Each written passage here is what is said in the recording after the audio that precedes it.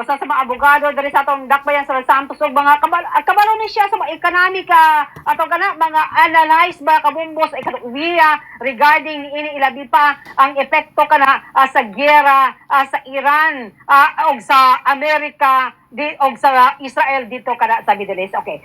May buntag Attorney Ray, kamusta karong adlaw? Murag di jud maayo ang atong adlaw kay lagi ekspekta karon nga taas ang pagsaka sa presyo sa produktong petrolyo, Attorney Ray. Yes, may buntag, kumbayad na. Okay. Attorney Ray, mag-ingon ta gera dito kada sa Middle East haskang layo. But the effect sa ato grabe kay lagi gisarada lang Strait of Hormuz, di makagawas ang mga oil tanker, di makadeliver o mga presyo sa petrolyo, abot kita, apektado ta kay dependent ta, gasalig ta sa oil export, Attorney Ray. Unsay kadako sa epekto ani diri sa atua sa mga Pilipino, Attorney Ray? Well, medyo delayed gamay bumbued na, no? But ang atong nasod manggod usa ka oil importing nga nasod. So pasabot dita sufficient sa kuan oil ug kaning petrolyo. Once nga motaas kaning kuan kaning presyo sa lana na ni effect sa kuan, no, multiplier effect sa atong ekonomiya, no, transportation, mga pagkaon. So expected ang increase sa kaning inflation, no, kaning overall inflation bumbued na, no, sa mga palaliton, basic commodities. So expected na siya, no, unless nga mag-improve ang supply, no. Kung tanaw nimo kaning imong na mention ganiha kaning Strait of Hormuz, sobra katunga sa Asia, no. Asia pasabot nga kaning mga nasod nga mga economic superpower sa Asia, no, Japan, China, India ug kaning South Korea. Sobra katunga sa ilang mga supply sa petrolyo, dependent din no, sa Middle East. So natural pagkatapos ang atong supply sa atong lana, no, bumbued na 60 days lang. No, pag mag 60 days expected pa na siya nga mo grabe, no, tungod lagi nga limitado ang kaning supply sa atong kaning giningon natong oil reserves. Okay. So unless nga mahumaning giyera diya sa Middle East, no, wata nag-expect nga immediate na siya mahuman, but expected ang kuan kaning inflation, no, sa atong nasod.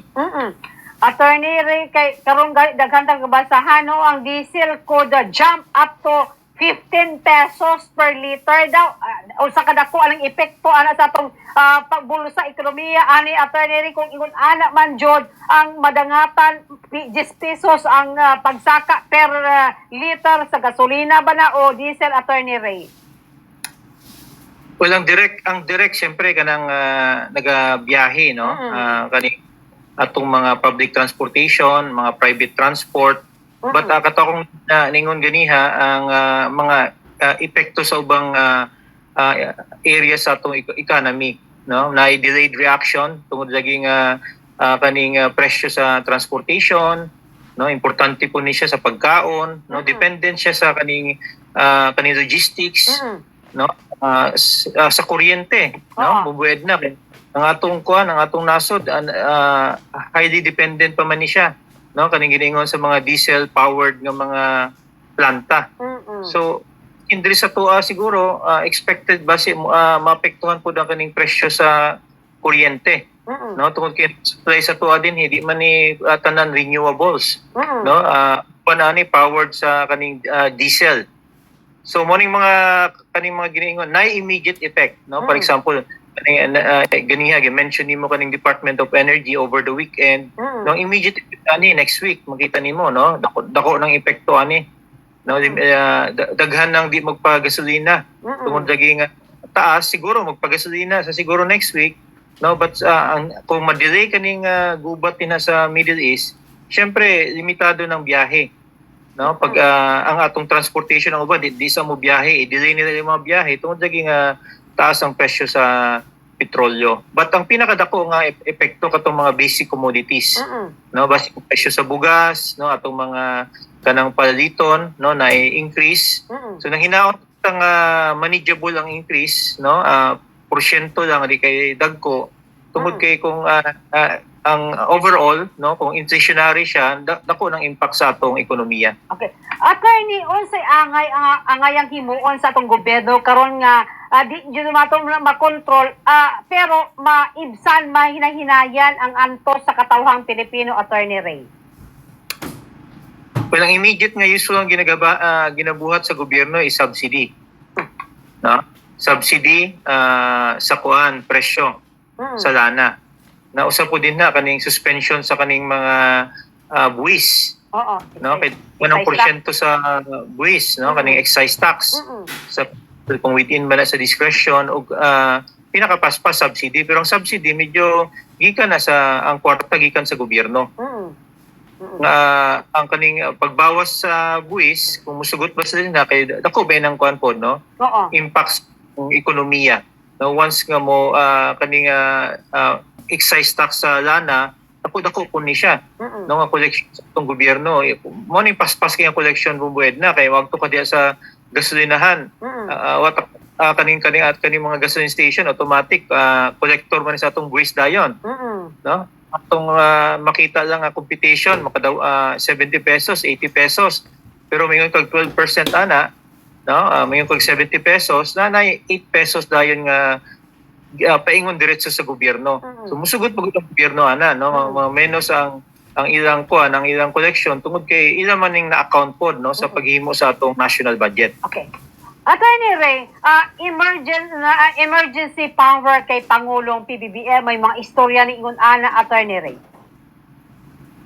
Well, pwede niya nang buhaton, no? Justified because sa kanang situation, no, base siguro next week iyan na i-consider. No, kaning emergency powers, no, unsang pwedeng mabuhat sa iyang posisyon, no, minimize, no, ma-soften kaning impact. Kay kung mo presyo kag mingon kag 15 to 20%, dako yun na siya nga impact, no, sa kaning mga ordinaryo nga Pilipino, no, in terms of ilang purchasing power. Ang kuan lang basic ang sweldo, no, kanang giningon nga minimum wage, tapos taasan pa yung presyo sa kuan. So ang uban ni bumbued na, instead na mukaon og 3 times a day, kasi 2 times a day na lang pod. No? So mo na mga epekto sa atong katawhan pod, no, in terms of kaning ilang well-being. Okay. Attorney, kung mag-ingon mahatagan og emergency power ang atong Pangulo, unsay particular nga trabaho ana attorney para ma-enlighten pud kami para unsa ba na wala ba dili pud maka-apekto ba sa atong mga politikanhon nga mga aspeto, Attorney Ray? Well, kani siya kaning mingon kag emergency power, no, delegated nga mga authority nga gihatag sa atong Kongreso, sa atong presidente in extraordinary situation. No, for example kani economic situation, kumupol ni sa within sa iyang powers, so pwede siyang katong mga existing powers niya, no, na mga budgeting din nga iyang ma-access dayon, nga di pinakalag mo agi pag Kongreso, no, mga executive powers nga once kaya nang i-invoke, pwede din niyang kuhaon. Eh siyempre kung moagi pa ni Kongreso na napanay debate, pero na-standby powers ang atong presidente sa aning mga sitwasyon. So din ha katong na-mention ganiha bumbued na katong pwede siyang mo deep, no, kaning sa kwarta sa gobyerno in terms of paghatag og subsidy. Pasagutan ni bumbued na, for example, ang pagtaas sa presyo 15 to 20 pesos, kanang musad na gobyerno. No? So or katungaan na subsidize sa gobyerno. So in effect sa tuwa, no, nga mga ordinaryo nga konsumante, minimal lang taas gyapon. Impact ani sa kwarta sa gobyerno pud hantod kanusa na kay di man na unlimited pod ang kwarta sa gobyerno nga i-subsidize na, no, kanang fuel. O kaning isa pod ang na-mention nato, kung dili subsidy, kaning possibility nga tangtangon ning excise tax, no, temporary. Kay 12% man na siya. So for example, kung mutaas ang presyo sa lana 15%, kung tanggalon nimong 12% ng excise tax, in effect marag minimal lang ang increase, no, ang epekto sa kaning ordinary nga consumer. Pero kung mag-subsidy attorney, kabalo man jud tawo, man jud tay kwarta, utang na sad ang Pilipinas, Attorney Ray.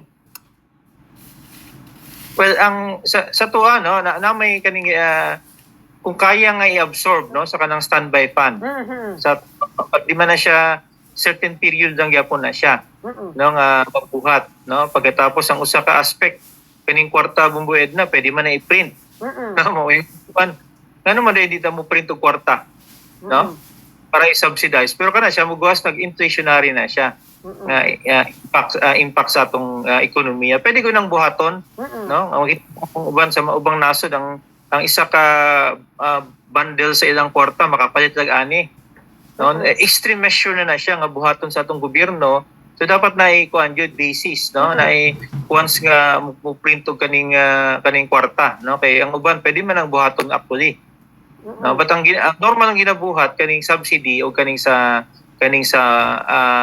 pagtangtang no sa kaning excise tax in the meantime nga naa ning emergency kung ingon ano mahita mo attorney Ray maapektuhan po ng atong ekonomiya may posibilidad nga ang dolyar mosamot ka taas og buubos ang balor sa piso attorney Ray og mosamot ka dako ang gasto gumikan kay kung may importation dolyares gihapon atong gabiton attorney Ray.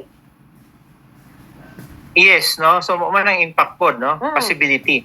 But kung ko na sa atong OFW pod. No? In fact kung mo depreciate ang peso, mo taas ang kaning iningon nga theoretical nga purchasing power sa ilang mga pamilya dinhi. So mo nang plus minus din na bumbued na, no? Kay kung ako mo tan-aw, murag kusog yun atong currency pod. Peso. So kinahanglan po siya depreciate gamay. No, basic opportunity, sakto po ning opportunity. But pros and cons po na, no? Kapag mo na-mention, ang import, mahal po siya. Mahal ang import, pero ang atong export, basi barato. Atong turismo mo, barato po. No? Okay, normally, medyo mahal man atong turismo po. Mumbued na, no? Kung sa ubang nasod, sabi na Vietnam, mahal ang Pilipinas. So, mo nang plus or minus, actually, sa kaning sa currency na po niya. No, although ang ni-trigger kanang gubat sa Middle East unsa nang plus or minus kay normally ang atong OFW kaning remittances stabilizing kwan gani sa group no maskin mo bagsak mo taas gyapon no tungod lagi nga ang pagsulod sa dolyares sa atong nasod pataas man ni over the years wa na ganaog no crisis po dili normal nga situation covid maskin karon no atong pagtan-aw maskin kaning gubat sa Middle East ang kaning pagsulod sa dolyares sa atong nasod consistent gyapon ni siya. Okay. So mo ni mga senaryo no nga atong tanawon. Okay, attorney, what if kung mulala pa ang sitwasyon? I hope so, dili attorney. Siyempre, may mga kababayan tamo OFWs amo uli sa Pilipinas. So mas dako sigurong impact sa atong ekonomiya in case ka syempre sundoon pa nato to so gato nila pilang gasto sa gobyerno. Of course, pila po ang mawala nga dolyares sa remittances sa atong gobyerno attorney Ray. Murag lahi ni siyang approach manggod no sa Amerika kan na kumpara sa Iraq nga naa sa ground troops nga dugay jud kaayo. No ang ilang pamaagi din ni kuan lang no mga aerial attacks.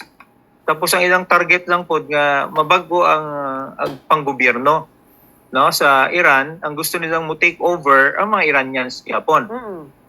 So mo nang template sa gobyerno ni President Trump.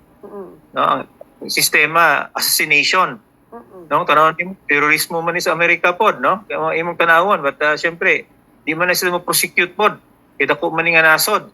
No kaning pagbuhat sa nasod sa kuan sa Amerika pa imong tanawon acts of terrorism man ni siya no in a sense but syempre powerful nation dili man ni siya mahusgahan sa International Criminal Court pod so ang sistema ni Bomboed na jud no nga kuan nga dapat ma-manage no ang term din ni ma-manage pas no but so far kung imong i-analyze Bomboed na ang kaning Strait of Hormuz kaning mo lang mga naging triggering kuan ba nga area nga mo taas ang lana di naman kontrolado sa nasod sa Iran no nga ilang mga barko nga panggubat eroplano halos kuan man no tangtang man sa nasod sa Amerika kanang totally na block sa Iran as of today no dili kontrolado sa nasod sa Iran ang nahitabo lang dinhi nga pang pag-ubot sa nasod sa Iran kani ilang missile attack, Bakit? no?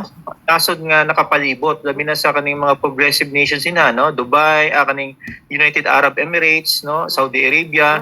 But in terms of access sa Strait of Hormuz nga diha nagaagi ang lana, wa nay control ang nasod sa Iran. So naginaot ang dili lahi ni siya, no? Lahi ni siya na senaryo, di ni pareho sa una sa katunggubat sa Iraq nga nagdugay.